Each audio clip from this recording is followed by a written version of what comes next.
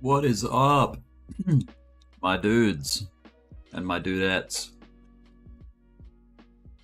We are fast approaching Christmas. What is it, December 21 in Australia? I don't know what it is where you guys are, but it's probably approaching that time too, right? So, let's have a look. Let's start on once again, just to get our bearings. Let's jump to the Bitcoin index chart. And let's establish what trend we're on. I mean, that's kind of obvious. This won't take long. What do you call that? Is this a bear trend? Batman? Is this a... Nah. No, it's not. It's a bull trend. Yeah. Cool. What does a bear trend look like? Probably when it goes down, right? Yes. Correct. That is a bearish trend. When you get lower highs over time. Okay, so if we're going to say, if this is how we identify trends and markets, what was the point of invalidation, or like what was the turning point, right? It was this big, beautiful, beautiful inverse head and shoulders right here. That was the pivot confirmation for me and for the market. It's not just me, it's what the chart is saying, right? So the last high of our bear market, the red trend there, the last high that mattered was the pre-FTX dump level right there. White dashed line for everybody playing at home. So from a weekly perspective, that was the last high. We broke that.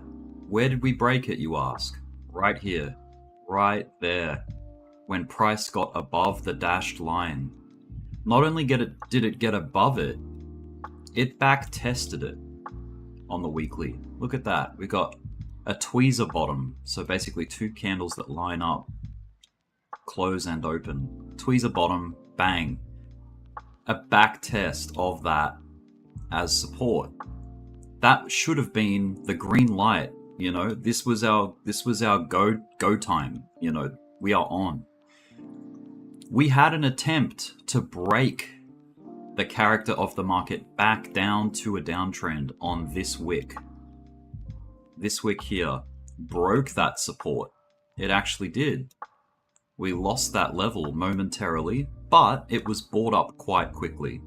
So we basically just grazed, throwing ourselves back into a bear market by reclaiming that level, closing above it, and then getting this giant green candle here to really send it home and really put the writing on the wall, so to speak. So okay, that's great. So what level were we dealing with after that?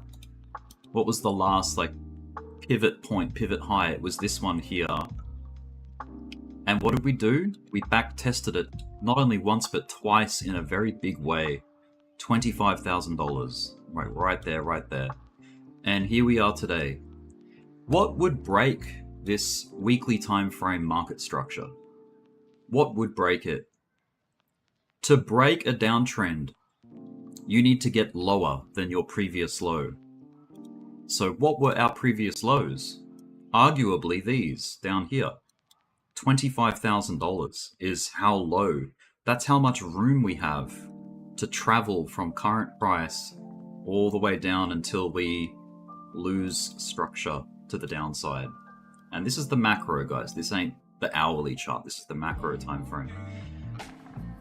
So I highly doubt that that's coming. You know, it would have to take something very dramatic, very drastic to sell us back off. I don't even think 32 will be broken at this stage. Maybe I'm a sucker. Maybe Maybe I am one of the victims of the market at the moment by me being too confident in this trend. But look, I'll go out on a limb and say that level there, our previous resistance, which is about 32, 31, 32, 30, it's a zone. It's more of a zone. It exists probably like between these two lines here. I think that if we did get a correction, we would somewhat bounce. We would bounce heavy, not somewhat. We would bounce very violently off that and continue up. But at this point, what's the lot? Don't mind me, I'm just eating while I'm doing my stream. At this point, because we've established weekly market structure, we know that it's bullish, we know that it's upside. Okay, so we're down on the daily now. This is the daily time frame. And I guess you don't really need the rest, all of this prior history to identify what trend we're on the daily time frame. All you need is this. You just need that.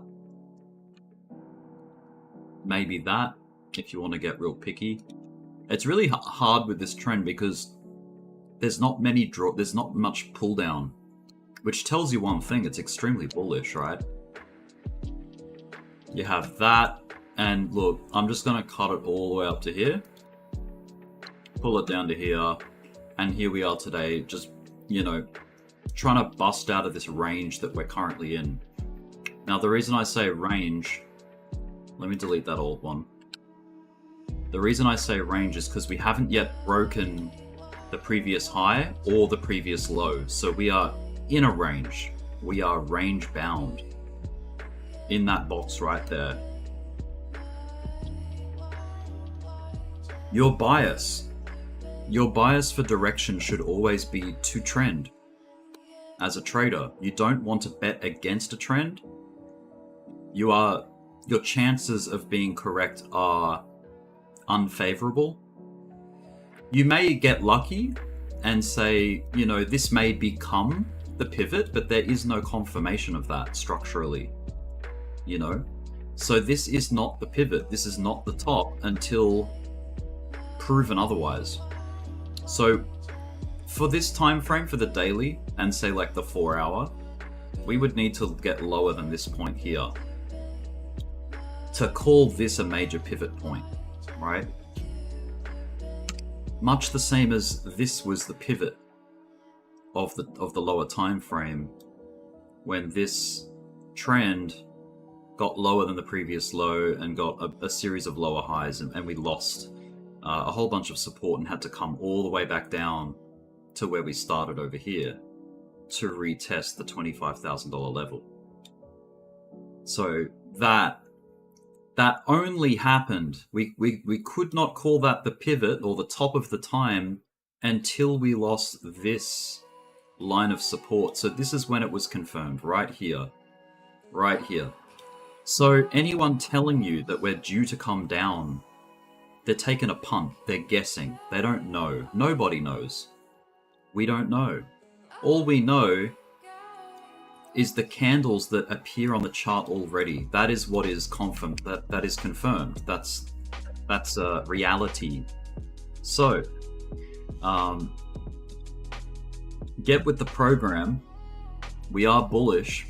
sorry to be so forceful and blunt, but we're bullish until we lose our support. And look, there's a different time. There's a different trend on every time frame almost. Like, okay, the daily told a different story to the weekly. The 4 hour tells a slightly different story to the daily, so on and so forth, and down we go. So we even had, this is the hourly chart, right? If we zoom in here, check out the structure. You've got a high, a low, a high, a lower high, a lower low, a lower high, a lower low, a lower high, a lower low, a lower high, and a lower, and a lowest low so far, right? That's a downtrend on the hourly time frame. Ain't no doubt about it. when did we break that to the upside? Well, it happened quite early, actually. It happened right here when we crushed the previous high, which was not hard to beat. I mean, it's just here, right? This becomes green because it's an uptrend. And there you go. Nice and simple. What's up, chat? Appreciate you guys. Thank you for tuning in. There's only 7 people in here, surprisingly. But that's cool. Smash up the like button. Appreciate it. So let's have a look. We're 1 minute away from the daily close, by the way. Where's Bitcoin going? Where are we headed? I'm going to go back to this chart. It's a similar, you can see I've got my boxes here still drawn. I think I drew this in last stream, this gold box, this yellow box rather. We were consolidating and found ourselves in this range. Now the behavior for Bitcoin is to, what I would suggest is when you establish a range, you want to respect the resistance. So in other words, don't open a long at resistance, because what's likely to follow is a correction or, you know, a move down off resistance. And just the same, do not open a short at support. Make that a rule. Do not open shorts at a level of support like this. So look at what happened with the rule. So if you're not taking longs here, you prevented this sell-off here. This. Now, we have since broken through. So how do you know? Like, I guess, you know, if you do want to play the breakout, that's cool too, but you sort of have to go to a lower time frame. And, you know, maybe you could have taken a long here with a hope that there would be continuation, you know, up higher. And this is why we have a stop loss, because if you go long here, right, if you go long there, you want to have a stop loss relatively nearby, because if you're wrong, you are, you know, it invalidates the breakout and you're heading back down. That's just what happens. So anyway, we did break out. We broke out from this range. I'll just delete all this. We broke out here, so the play would have been, yep, you know, maybe you did go long, like, you know, when you saw this volume come in, you probably want to catch it on a low time frame, like a 5 minute. Bitcoin, just remember, Bitcoin loves to do swing failure patterns, which means get just a little higher from the previous high and then completely pivot and sell right off again.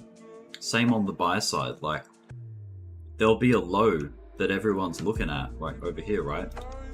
Draw it across and look at that, that came right in.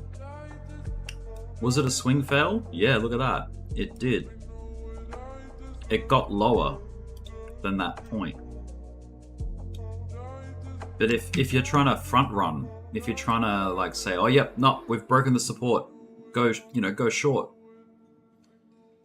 you would have been left holding back, like, you know, you would have either got stopped out, liquidated, or whatever, because look at the next move. It just violently recovered and rallied up over the following hours. So this is what I mean. You got to be very careful at supports and resistances. You need confirmation that they've been broken or respected. And that's the same on any chart, any time frame. You know, try to be aware of this stuff. All right, let's check what has today brought this new daily candle.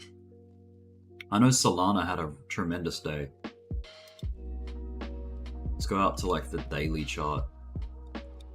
So much like Bitcoin, Solana found itself in this ascending triangle with a nice breakout.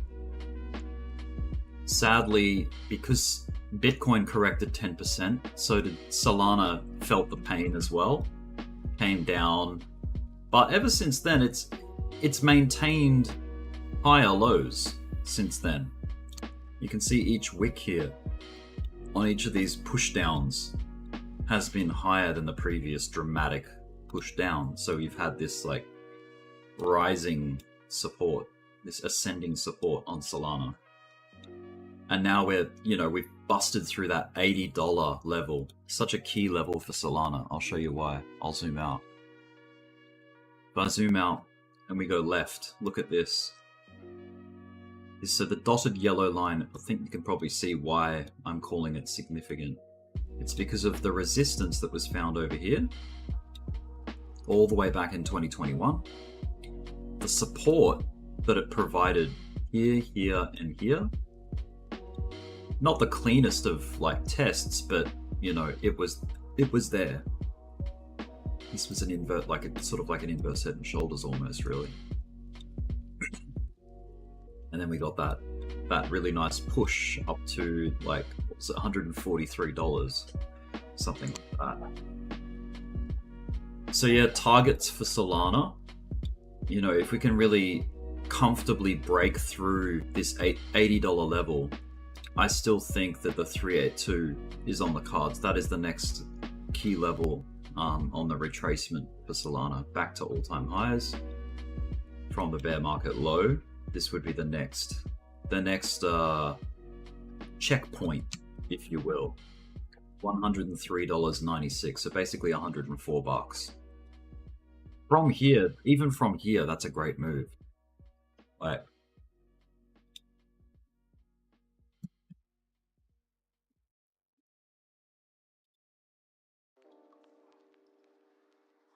%, 26.68% profit from here. So if you think that's going to happen, and you're willing to sit through a bit of drawdown if need be, like if Solana wants to come back and test that level again and then, dance around before really, rallying up, and that is your target, then so be it. It may take some time. It may not just do it in a day, like we all think it might. It'd be nice, but yeah, you have to endure the volatility. Look how volatile Solana has been over the last couple of months. Very big swings up and down. This is the daily chart, by the way. It hasn't just been a really nice run just like this was here. This was a really nice, easy run. I mean, it did have a couple of bumps, but for the most part, that was a really strong push to the upside. But yeah, look, I'm still keeping my eye on this as a target. I think the only thing that's going to wreck the party for any alts is if Bitcoin decides to break its supports and trend down. I don't have that bias. I've got a bullish bias purely based off market structure, no other reason. And yeah, that's pretty much it. So there's not really much else to talk about other than, we're still in this range that we discussed last stream. We don't have a resolution yet. I would be respecting the resistance until proven otherwise. Respect the support until proven otherwise, right? Wait for those, candle closes to tell you what's happening. A good chart for that is probably like the 4-hour chart. That'll, that'll give you some nice candle close situations. So you can see, like, up here, if you really want to get nitpicky about it, the range is actually more like this. Here, and the low side's about here. And you're going to get price action that exists outside of the range. And you have to sort of call it for what it is, and that is liquidity grabs, stop hunts, bull traps, bear traps, swing fail patterns, those kind of things, right? This is sort of what happens in these zones. So just don't fall for it, is all I'm saying. Try to trade to your advantage, not disadvantage, and the market will give you those advantages. Right now, resistance has been met at the top of the range, and we are somewhat bouncing back down off it. So let's just see how it plays out. I can't sit here for 6 hours, 12 hours and watch it with you guys. I wish I could, but I've got my own trades to make. So we will see by the next stream what Bitcoin decided to do. And I might catch you same time tomorrow, if not in the next couple of days, especially if we get a resolution out of this range. All right, guys, thanks so much for tuning in. This has been a very short stream. Only 6 people jumped in, I think. 10 people at the peak. That's cool. All right, have a good night, have a good day wherever you are, and I'll catch you on the next one. Peace.